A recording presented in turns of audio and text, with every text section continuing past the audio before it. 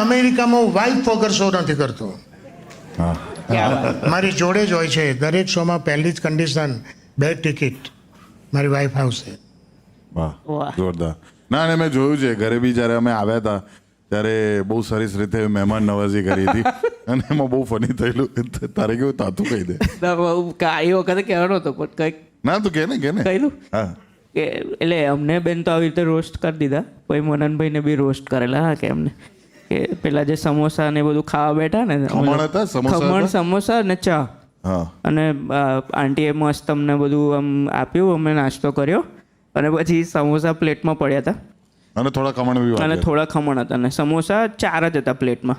તો અમે બી 4 જણા હતા ખાનારા. તો એમને ખાલી એમ જોયું અને પછી રેન્ડમલી અમે ખાલી એકબીજાને લુક આપ્યો કે કોણ પહેલાં લેશે એ ટાઈપનો. તો એમને કીધું જોશો ના, વધારે નથી.